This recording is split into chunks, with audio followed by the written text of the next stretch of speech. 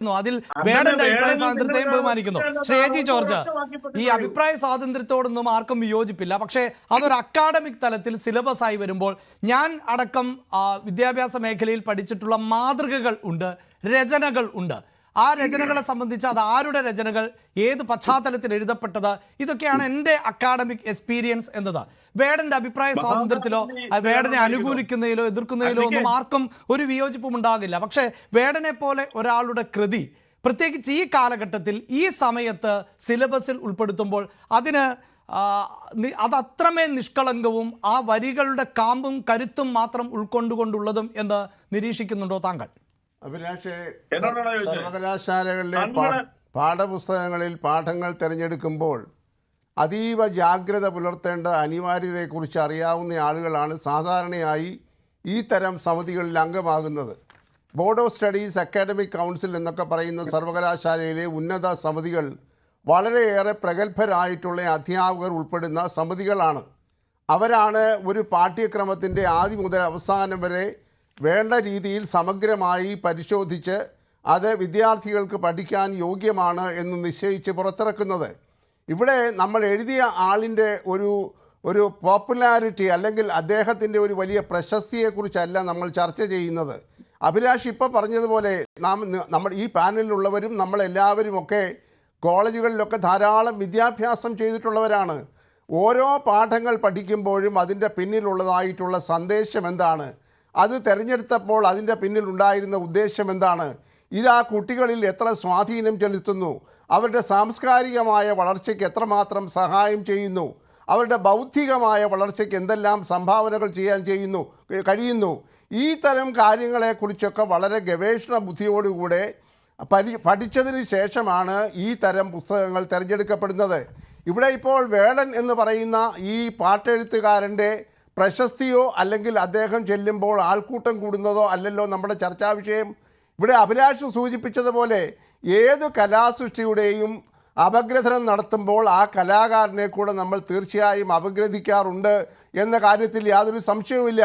ആത്മഗന്ധിയായ ആത്മനിഷ്ഠയായ രചനകൾ എന്ന രീതിയിൽ നമ്മൾ ധാരാളം രചനകൾ പഠിക്കുമ്പോൾ അതിൻ്റെ പിന്നിൽ പ്രവർത്തിച്ച ആളിൻ്റെ സവിശേഷതകൾ, അതായത് നെഗറ്റീവായിട്ട് വലുതുണ്ടെങ്കിൽ നെഗറ്റീവ്, പോസിറ്റീവായിട്ടുള്ളതുണ്ടെങ്കിൽ അതെല്ലാം നമ്മൾ പശ്ചാത്തലത്തിൽ നിന്നുകൊണ്ടാണ് നമ്മളൊരു പാഠം പഠിക്കുന്നത്. അത് വില്യം ഷേക്സ്പിയർ ആയാലും ശരി, കുമാരനാശാനായാലും ശരി, ചങ്ങമ്പുഴി ആയാലും ശരി, ബെർണഡ് ഷോ ആയാലും ശരി, ഏത് സാഹിത്യകാരനായാലും ഏത് ചരിത്രകാരനായാലും ആ ചരിത്രകാരനെ പശ്ചാത്തലത്തിൽ നിർത്തിക്കൊണ്ടാണ് നമ്മൾ ബുദ്ധിപൂർവം ഒരു കൃതി അവലോകനം ചെയ്യുന്നത്.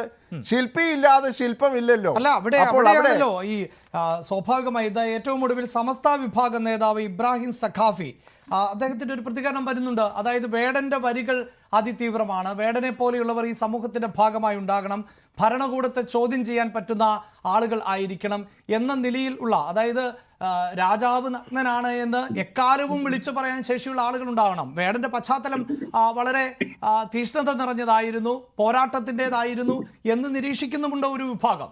അഭിലാഷ്, ഇതിനെ രണ്ടായി കാണണം. ഇപ്പോൾ സമൂഹത്തിന് കൊടുക്കുന്നതായിട്ടുള്ള സന്ദേശം അതേപടി നൽകുകയല്ല 19-20 വയസ്സ് പ്രായമുള്ള ഈ കോളേജിലെ വിദ്യാർത്ഥികൾക്ക് നൽകേണ്ടത് എന്ന അഭിപ്രായമുള്ള ഒരു അധ്യാപകനാണ് ഞാൻ. അതായത് ഇപ്പോൾ ഈ പറഞ്ഞ അധികാരവർഗത്തോട് ചോദ്യങ്ങൾ ചോദിക്കണം, അല്ലെങ്കിൽ വളരെ നൂതനങ്ങളായിട്ടുള്ള വിപ്ലവ ചിന്തകൾ മനുഷ്യരുടെ ഇടയിൽ വളർത്തണം എന്നൊക്കെ പറയുന്ന അഭിപ്രായത്തോട് ആർക്കും വിയോജിപ്പില്ല. പക്ഷേ നമ്മൾ ഇലേ അറിഞ്ഞു വേണം വിളമ്പാൻ എന്ന് നാടൻ ചൊല്ലി പറയുന്നത് പോലെ 19-20 ഞാൻ മനസ്സിലാക്കുന്നത് BA 2ാം വർഷം പഠിക്കുന്ന വിദ്യാർത്ഥികളുടെ പാഠ്യക്രമത്തിലാണ് ഇത് ഉൾപ്പെടുത്തിയത് എന്നാണ്. 4ാം സെമസ്റ്റർ എന്ന് പറഞ്ഞാൽ 2ാം വർഷം, പഴയ രീതി അനുസരിച്ച് 2ാമത്തെ വർഷം. അഭിലാഷെ, 2ാമത്തെ വർഷം അല്ലെങ്കിൽ 4ാം സെമസ്റ്റർ എന്ന് പറയുമ്പോൾ ആ കുട്ടികളുടെ പ്രായം ശരാശരി 19-20 വയസ്സാണ്. അപ്പോൾ അവരുടെ അനുഭവ സമ്പത്തിൽ അവരെവിടെ നിൽക്കുന്നു? അവർക്ക് കാര്യങ്ങൾ ഈ തരത്തിൽ വളരെ ദൂരക്കാഴ്ചയോടുകൂടെ അഭിലാഷിൻ്റെയും എൻ്റെയും മാനസിക പക്വതയിൽ ഇതിനെ എങ്ങനെ കാണാൻ കഴിയുന്നു? ഇതൊക്കെ നമ്മൾ പരിഗണിക്കണം. അത് പരിഗണിച്ചുകൊണ്ടാണ് വിവേകമുള്ള സീനിയർ ആയിട്ടുള്ള അധ്യാപകർ ബോർഡ് ഓഫ് സ്റ്റഡീസ് അംഗങ്ങളായിരുന്നു കൊണ്ട് പാഠങ്ങൾ തിരഞ്ഞെടുക്കുന്നത്.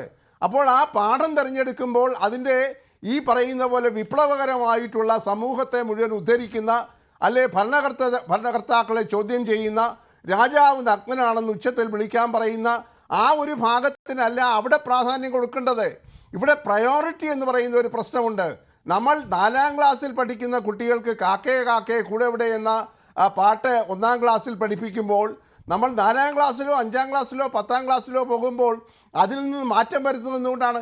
കാരണം അവർ മാനസികമായി വളരുമ്പോൾ അവർക്ക് ഉൾക്കാഴ്ച ഉണ്ടാകുന്ന ഉപരിപ്ലവങ്ങളല്ലാത്ത ആത്മഗന്ധിയായിട്ടും അതുപോലെ തന്നെ സംസ്കാരത്തിന് യോജിച്ചതുമായിട്ടുള്ള കാര്യങ്ങൾ ഉൾക്കൊള്ളിക്കുക എന്നുള്ളതാണ്.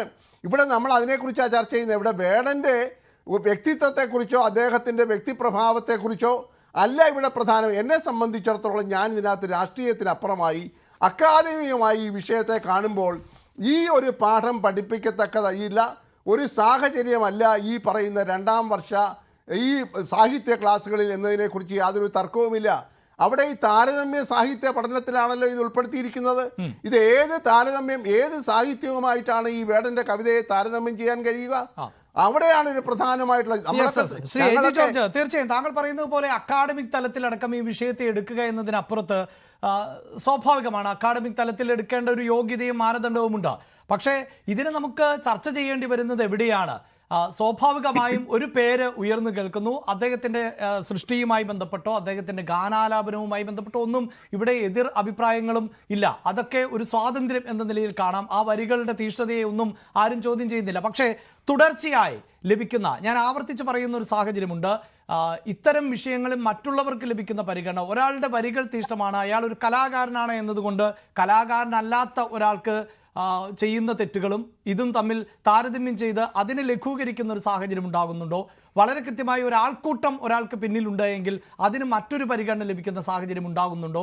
അങ്ങനെ ഏറ്റവും ഒടുവിൽ അത് പാഠ്യപദ്ധതിയുടെ ഭാഗമായി മാറുമ്പോൾ അടക്കം അതിൽ വ്യക്തമായ രാഷ്ട്രീയമുണ്ടോ എന്ന് സംശയിക്കുന്നു വലിയൊരു വിഭാഗം ആളുകൾ.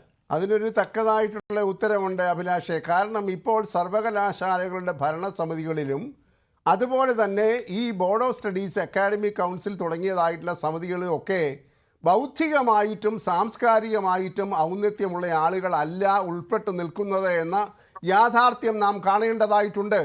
അവിടെയെല്ലാം കക്ഷി രാഷ്ട്രീയത്തിൻ്റെ അതിപ്രസരമുണ്ട്. അതിനകത്ത് വരുന്ന അധ്യാപകർ, ഞാനും ഒരു അധ്യാപകനായിരുന്നു 4 ദശാബ്ദക്കാലം.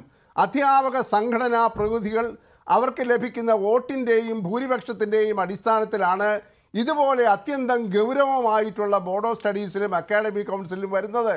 അവർക്കെല്ലാം ഒരു വളരെ ഗൂഢമായിട്ടുള്ള അജണ്ടകളുണ്ട്. അവർക്ക് ചില പ്രത്യേകമായ ലക്ഷ്യങ്ങളുണ്ട്.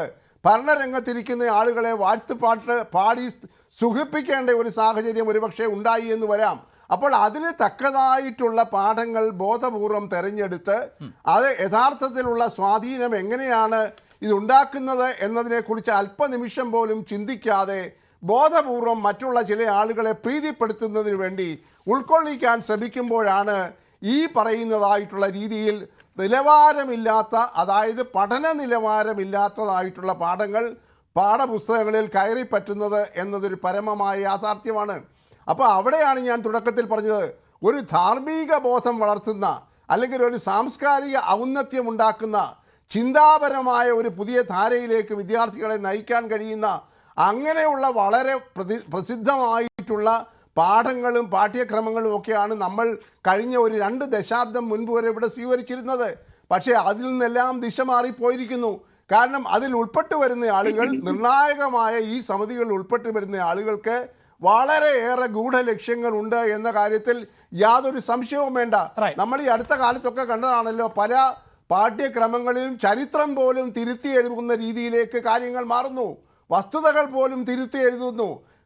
ഭരണകൂടത്തിന് താല്പര്യമുള്ള രീതിയിൽ ചരിത്രത്തെ പോയും വളച്ചൊടിക്കാൻ മടിയില്ലാത്ത രീതിയിൽ പാഠ്യക്രമത്തെയും അത് ബാധിച്ചിരിക്കുമെന്ന ആ ഒരു ദുരവസ്ഥയാണ് ഇപ്പോൾ നാം കണ്ടുകൊണ്ടിരിക്കുന്നത്.